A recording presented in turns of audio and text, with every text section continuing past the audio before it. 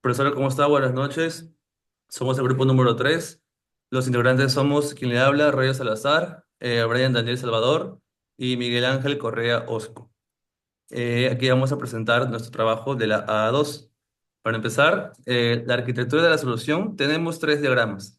El primero es el diagrama de contexto, donde se muestran las conexiones e interacciones del sistema con usuarios y sistemas externos. El diagrama número 2 es de soluciones, donde se presentan los componentes internos y su comunicación entre ellos. Y la tercera es el diagrama de infraestructura, donde se expone la infraestructura física o en la nube del sistema, donde, bueno, va a estar desplegado el software, pues, ¿no? Entonces, como le mencionaba, el número uno, diagrama de contexto, aquí, según la imagen de nuestro diagrama, en la parte del medio podemos ver la aplicación, que es justamente donde todos los usuarios o dispositivos externos interactúan con este. Como por ejemplo, en la parte de la izquierda vemos los pacientes que interactúan con la aplicación. ¿De qué manera? Bueno, haciendo las solicitudes para poder ver su estado clínico, perdón, su estado médico, su historial médico. Por otro lado, los doctores son los que suben la información. Por otro lado, el Apple Watch también interactúa con esto porque eh, una vez teniendo las pulsaciones, de repente, ¿no? Le manda una consulta a la aplicación en relación a algo que podría mandar el paciente. Después de ello tenemos el diagrama de soluciones, donde aquí tenemos la infraestructura de cómo interactúan justamente estos componentes, ¿no? Dentro del frontend tenemos, por ejemplo, el primero que es la autenticación.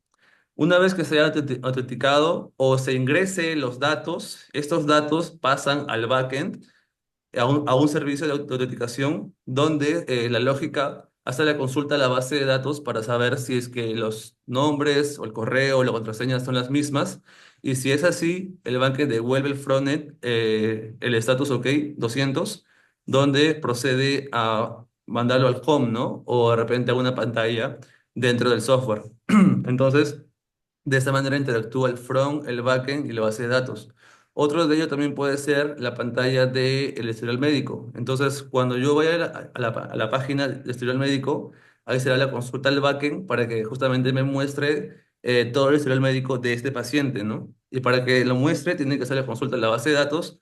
Luego, si la base de datos está de manera correcta con lo que consulta el backend, devuelve al frontend la consulta que ha pedido, pues, ¿no? ¿Que cuál es? Ver el historial médico. Y así es como funcionarían estas tres áreas, ¿no? Frontend, backend y base de datos. Luego, en la otra infraestructura, en otro diagrama sería de infraestructura, donde tenemos toda la arquitectura de la nube.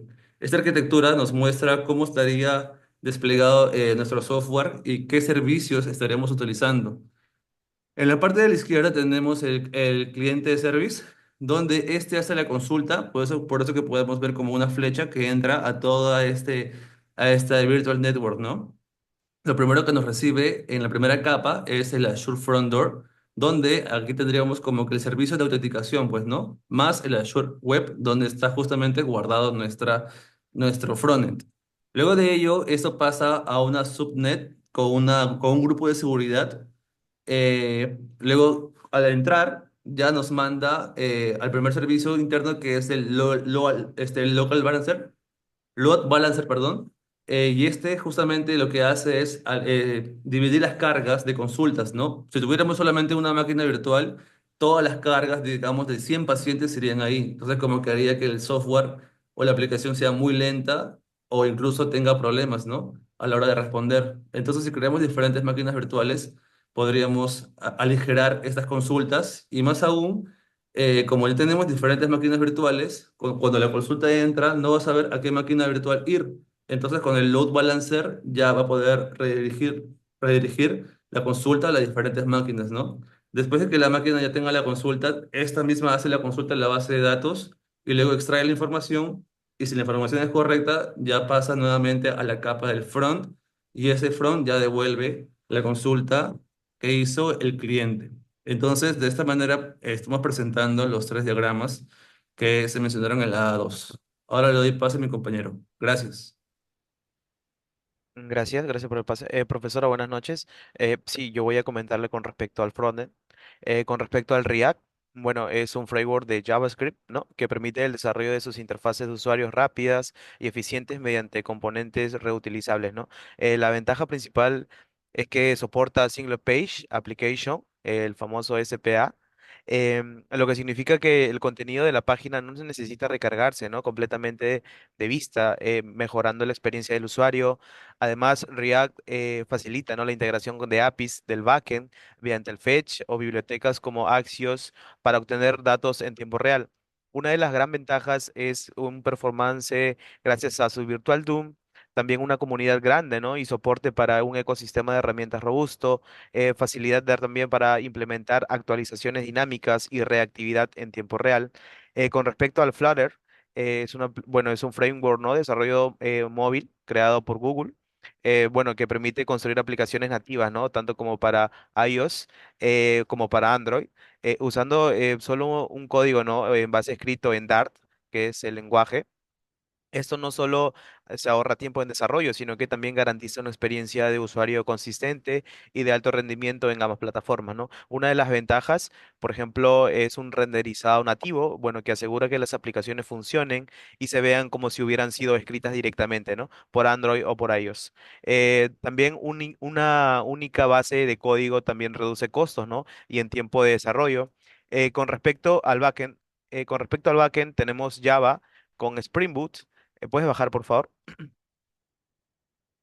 Con respecto a Java con Spring Boot, bueno, con Spring Boot será un lenguaje no principal para el backend, enfocado más que todo en la creación del API REST y bueno, los microservicios, ¿no? El Spring es ideal para crear aplicaciones escalables, seguras y fácilmente mantenibles, ¿no? Gracias a su estructura modular, los microservicios van a permitir que diferentes componentes del sistema se desarrollen, se desplieguen y escalen de una manera independiente, ¿no?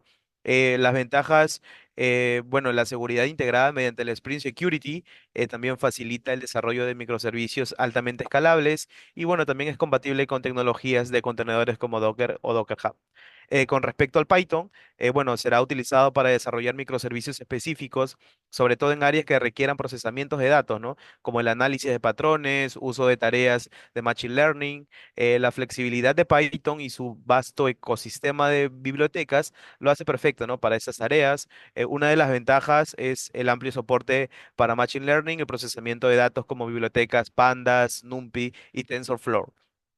Con respecto a base de datos, tenemos el Azure SQL en Database. Bueno, los datos son estructurados, ¿no? Como perfiles de usuario, historiales médicos y la gestión de citas que almacenarán en Azure SQL en Database, lo que garantiza la integridad y consistencia en los datos mediante esquemas bien definidos y la capacidad de repente para realizar consultas más complejas, ¿no? Azure también ofrece, ¿no? La escalabilidad automática y redundancia para poder garantizar la disponibilidad. Con respecto al MongoDB, bueno, para los datos no estructurados o semiestructurados en este caso, como información recopilada de dispositivos portátiles, o ya sean registros de sensores, el MongoDB será una base de datos no SQL que permite almacenar datos sin un esquema fijo, ¿no? Lo que le da flexibilidad ante cambios o crecimientos de los datos. MongoDB es altamente escalable, ¿no? Y ideal para manejar grandes volúmenes de datos en tiempo real. Mi compañero Miguel va a proceder. Muchas gracias. Bueno, a continuación vamos a hablar sobre el tema del almacenamiento. Acá tenemos el Azure DevOps Store. Esto es un servicio de almacenamiento de la nube de Microsoft diseñado para especificar las gestiones de grandes cantidades o no facturadas como archivos multimedia, imágenes, videos y documentos, entre etcétera, se puede decir.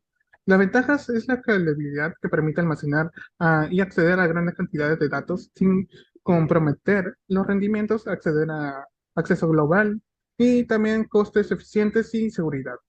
En Local Store, el Local Store se refiere a un API web que utiliza navegadores y dispositivos móviles, el almacenamiento local y temporal de datos de dispositivos de usuario. Bueno, en sí es un almacenamiento que permite una aplicación grande de datos y de guardado que permite utilizar incluso conexiones a Internet. Aunque el almacenamiento es un poco a veces limitado, se puede decir. El uso común se podría utilizar mayormente referencias del usuario o estados de aplicaciones y almacenamiento de datos necesarios para acceder rápidamente a los formularios que se envían. Ah, Funciona sin conexión y eso es lo bueno. Y por lo que se utiliza también en aplicaciones web como no, PWA. Ah, Siguiente, por favor. Sí, muchas gracias. Bueno, en la arquitectura del proyecto tenemos el front. Es una parte, bueno, obviamente que es una estructura del usuario, que esto proyecta la utilización tecnológica y participante para manejar la representación en otras cosas. Pero lo que nos enfocamos ahora mismo es en el React. Es un framework de JavaScript de construcción de interfaces que utiliza una interacción dinámica que permite la creación de aplicaciones o en todo caso un singular página de aplicaciones o SCPA, donde el contenido de la carga dinámica es necesario para recargar la página. La ventaja se puede decir que es modular, rendimiento y ecosistema. Permite dividir interfaces en componentes reutilizables. El rendimiento es un poquito más necesario. Interfaz mejora con la velocidad y eficiencia. Y bueno, es disponible en amplias cantidades de las bibliotecas y rendimientos que facilitan otras tecnologías. Y también tenemos el Flutter, que es muy conocido también por crear aplicaciones de desarrollo web y también tiene como una pequeña alianza con Google. El Flutter permite aplicaciones nativas como aplicaciones de iOS como Android, utilizados en base de datos. Las ventajas también es rendimiento nativo, es un código base y tiene widgets personalizados. Bueno, puedes pasar a la siguiente. No, no, está bien, disculpa. Voy a enfocarme en la base de datos. Ahorita mismo se puede decir que Python, bueno, el, ¿cómo se puede decir? En el backend o utilizados en sí para gestionar la lógica del negocio de almacenamientos y otras cosas de los servicios. Acá también estamos usando ah, el, el MySQL y el MongoDB en estructuras no estructuradas, como esto se puede utilizar para para muchas acciones. Siguiente es parámetro de diseño. Bueno, el parámetro, o bueno, los patrones de diseño utilizados, o modelo de visión de controlador, se puede decir. El modelo gestiona una lógica de datos en una regla de negocios. Observa una capa de encarga representación de usuarios y en los controladores representa una entrada de usuarios que transforma las acciones actualizando el modelo de vistas en lo que sea necesario. Este proyecto se puede enfocarse en Spring implementando el MCB, como estamos diciendo, que permite la representación de lógicas de negocio e interfaces de control aplicando los microservicios, los respaldos de repositorios bueno, el singletón, que es bueno, es un tema aparte, pero se puede decir que es el patrón para asegurar la clase de instancias de aplicaciones. Siguiente, por favor. Bueno, Eso sería no, todo. eso sería todo. Sí. Muchísimas gracias, profesora, por esto. Listo, Sería profesora. todo. Muchas gracias. Sería Ujú, todo por nuestra presentación. Buenas ujú. noches.